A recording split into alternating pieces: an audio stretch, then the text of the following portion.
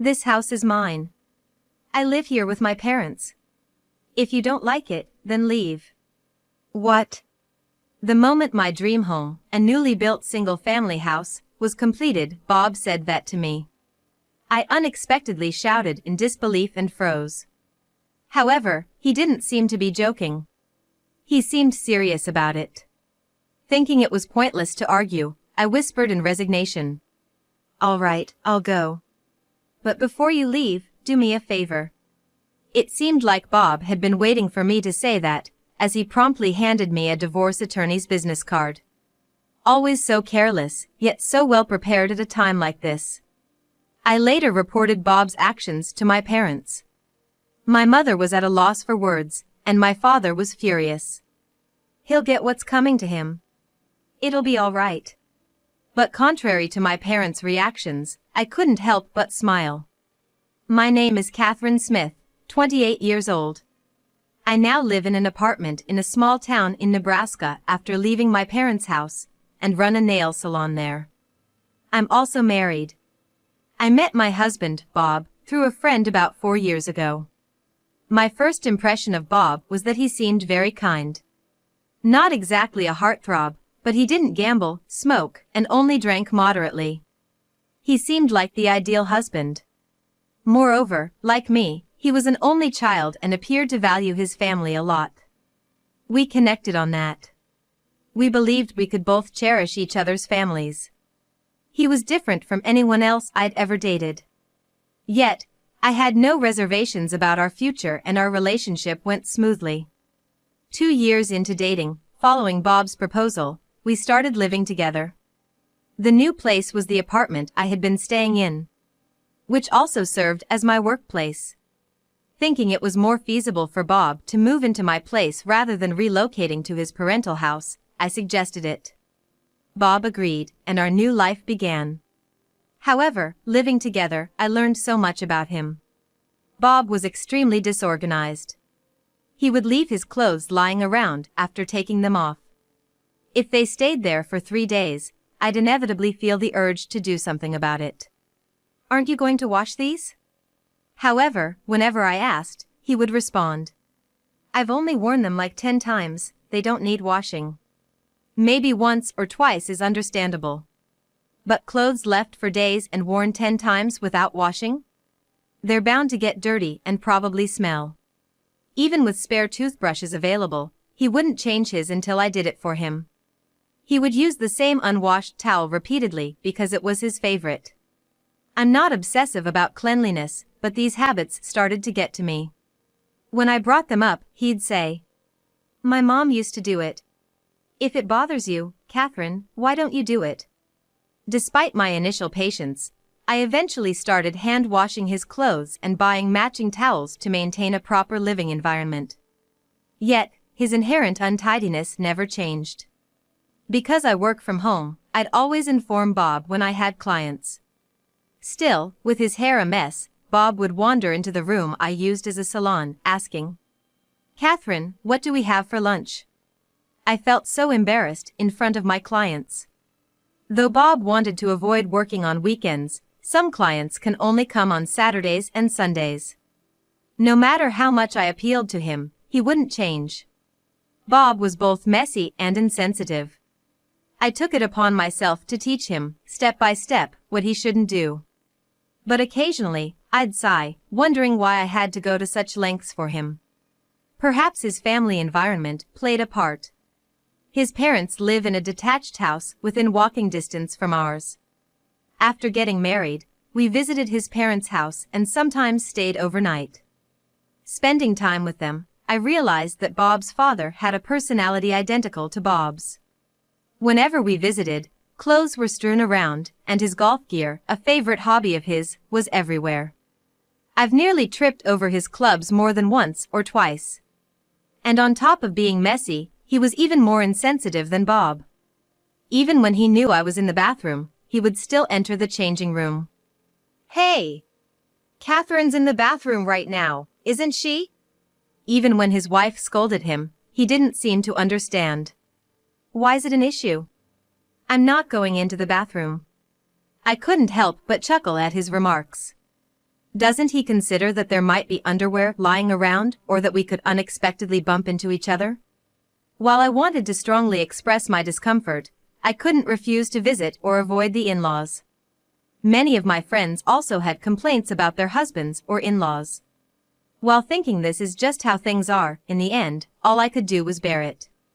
Still, I always thought that at least my mother-in-law was a sensible person. She would chide her husband and always cleaned up after him, especially if he left his clothes or trash around. Mom always cleans without a word, she's truly exceptional. However, after Bob made that comment, she began to treat me with resentment. Huh? Doesn't Catherine clean? At Bob's words, my mother-in-law tilted her head in confusion. Pretending to answer her question, Bob began to complain about me. She does it, but she's always nagging. Always telling me to clean up, and complaining about the smallest things. Catherine should just do it herself instead of always telling me to do it. I thought maybe my mother-in-law would say something like, "You should also do what you can." In fact, I had seen her grumbling while cleaning up after my father-in-law, saying, "He's made a mess again." But my intuition was wrong. My mother-in-law glared at me as if I were her enemy. "Catherine, you're always at home, right? You should at least clean up. Why make Bob do it? Who do you think you are?" I was shocked. I had never expected the usually gentle mother-in-law to raise her voice and show such hostility. Even as I was being blamed, Bob just laughed and said, "Yeah, tell her more." Even though they both know I work from home. I'm not just squeezing work into my free time. I work all day, sometimes late into the night for clients. I don't have as much free time as a stay-at-home mother-in-law. But explaining that to my angry mother-in-law now probably wouldn't help. My tactless father-in-law, seeing our argument, just laughed and said, "What did you do, Catherine? You must have really messed up to make her so angry." I felt alone and uncomfortable among my in-laws. After that, I dreaded visiting them. I thought that the busier I got with work, the less I'd have to see them. I took on more and more jobs, asked for referrals to get new clients. And, as a result, I became busier. My income also increased, and I achieved my goal of earning $5,000 a month. Once I reached that goal, I had something I wanted to do. It was to build a house, bring my parents from the countryside, and live together. And to run a nail salon there. Of course, I had discussed this with Bob before we got married.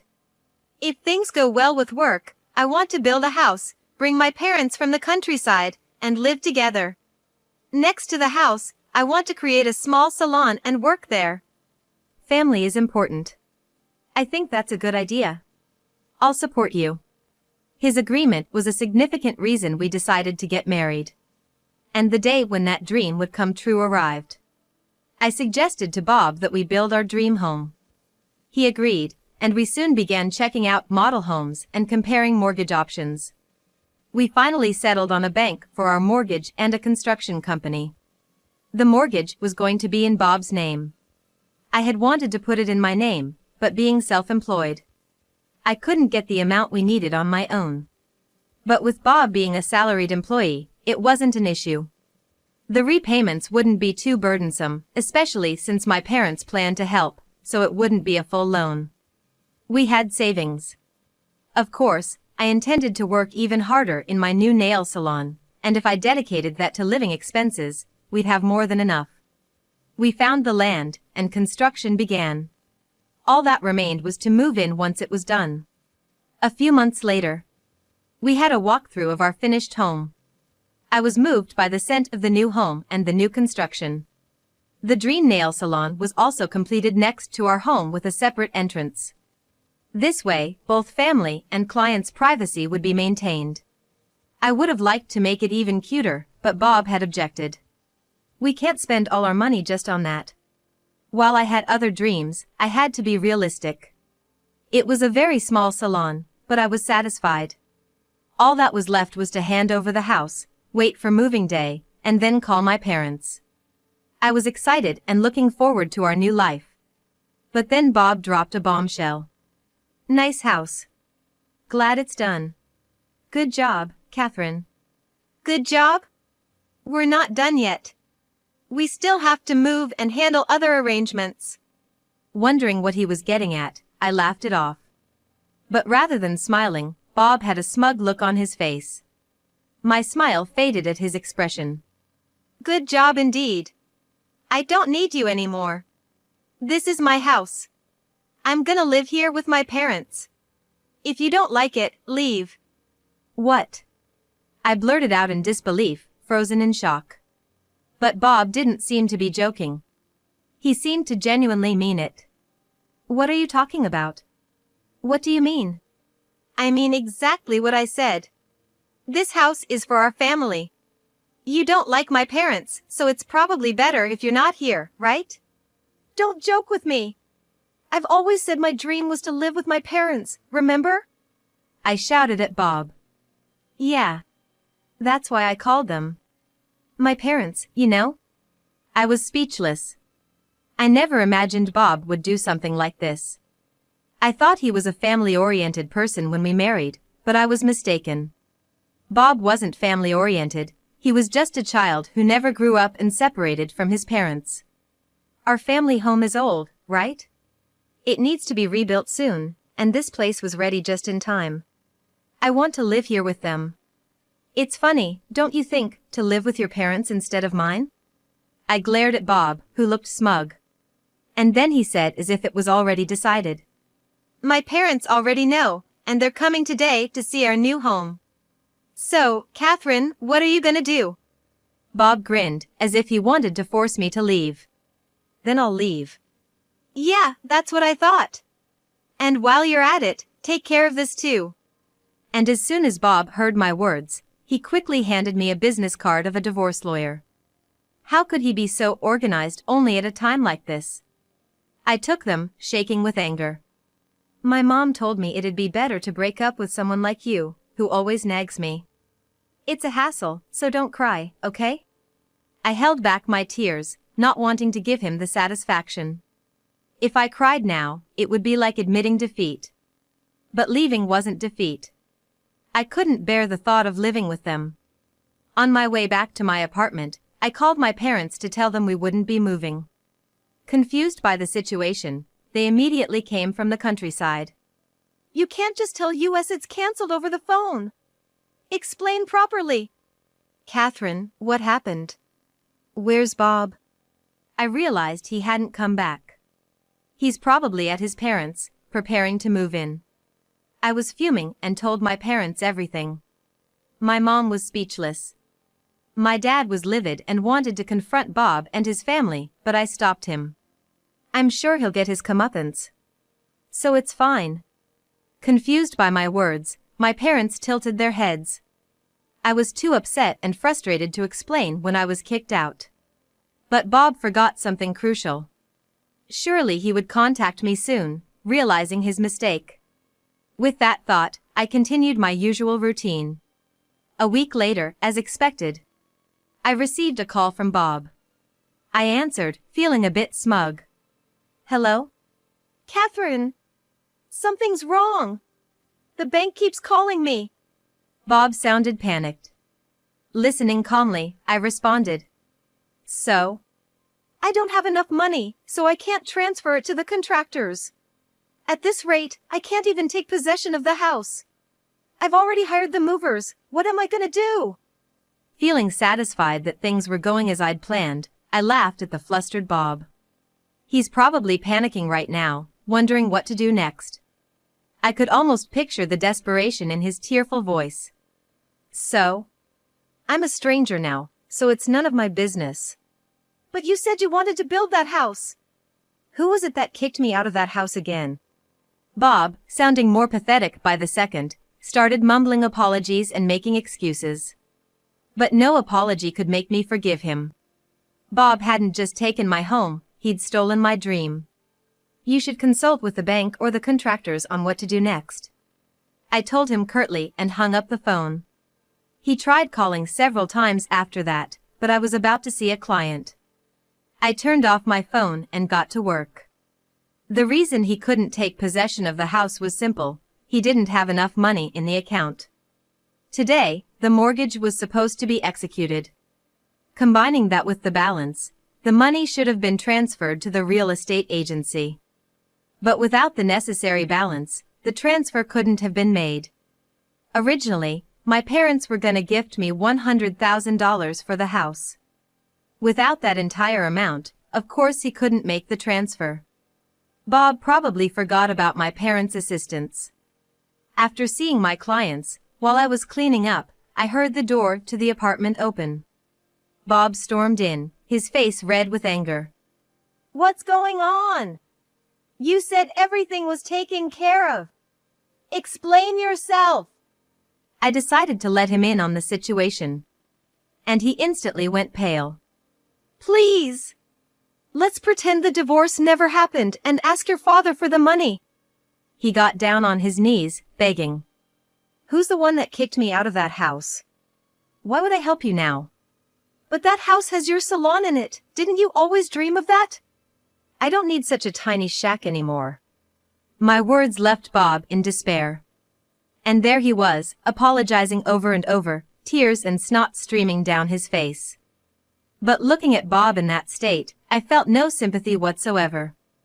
Maybe my love for him had already vanished the day he turned his back on me. "Don't cry, will you? It's annoying." I threw his words back at him. "And if you're gonna plead with someone, why not your parents? They're so fond of their little Bob, after all," I said with a smirk, and then kicked him out. In the end, Bob ended up using all his parents' savings, sold off his father's prized golf clubs, and even canceled their insurance to make up the $100,000. Because of the insurance cancellation fees and such, the move couldn't be completed on the scheduled day, so the movers had to be canceled. Of course, this meant incurring cancellation fees. I had no choice but to pay those fees and reschedule. The family home was supposed to be sold, but it was too old and no buyers were interested. Someone showed up offering to buy the property if we'd tear down the house, but we couldn't afford the demolition costs. So, we had no choice but to leave the demolition to the buyer and sold the property for a pittance. Bob and his family might have run out of money, but they managed to move into the new house. But from now on, nearly all of Bob's salary will go towards the mortgage. I'm a little curious about how they're going to manage their finances. 6 months later, I had plans to meet up with some friends. Since some of them have kids, we decided to have lunch together. I was looking forward to this day and didn't take any appointments for the lunchtime.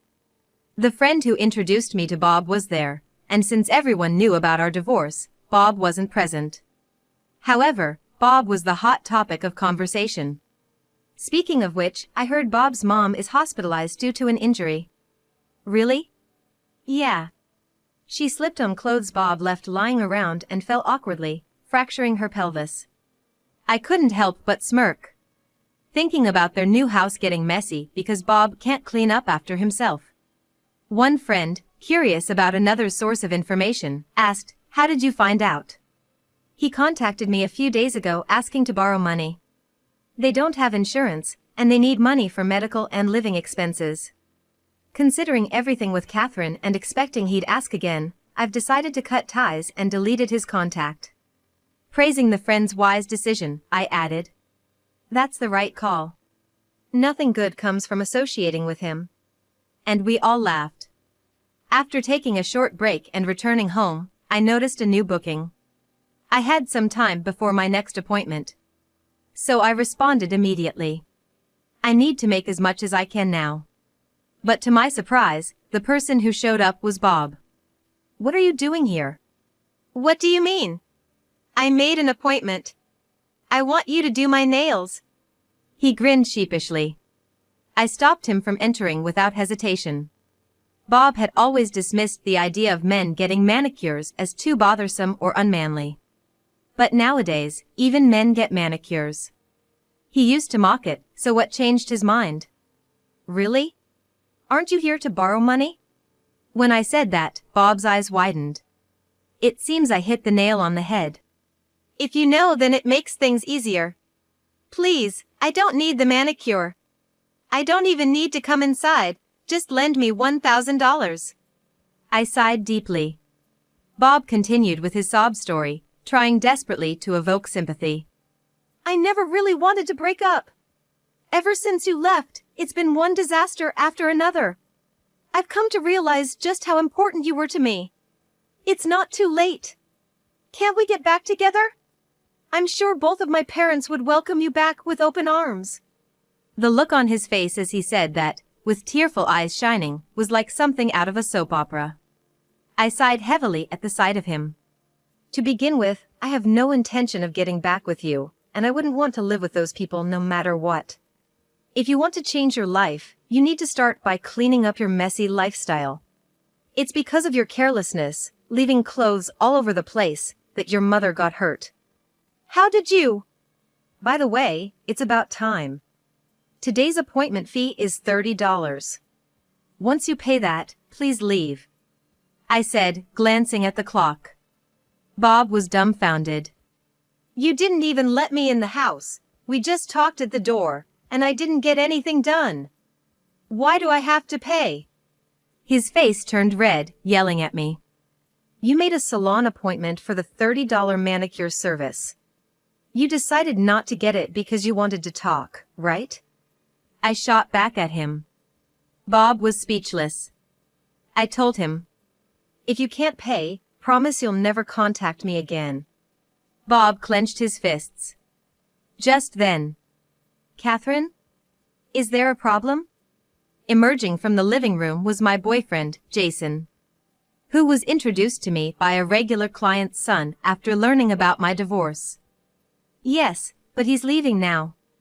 I informed Jason, to which Bob yelled at him as well. Who are you? It's none of your business. Clearly, something clicked for Jason. I'm her fiancé. Was there some kind of misunderstanding? Fiancé? Yes, nice to meet you. Bob seemed taken aback by Jason's cheerful demeanor. And then, the two of them quietly left, with Jason gently nudging Bob on the back. Once they reached the outer hallway, Jason turned to me and asked, Did you tell him about your salon's relocation? Actually, she's moving her nail salon. See that big house being built over there? That's our new home. We're opening the salon there. What? Bob was silent, just staring at the massive house under construction. Probably twice the size of the one he built. Beside it was a cute, log cabin-style nail salon. We hope to see you again, Jason said with a smile, and it seemed Bob finally realized he'd lost. He slinked away. And I couldn't help but find it amusing. Sorry for intruding like that. I overheard everything and didn't want to intervene, thinking you might get upset. Don't apologize.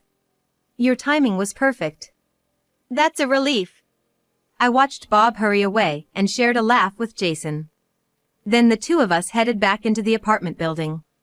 In the end, Bob never managed to gather enough money, and it seems he's now taken up a nighttime construction job after his day job.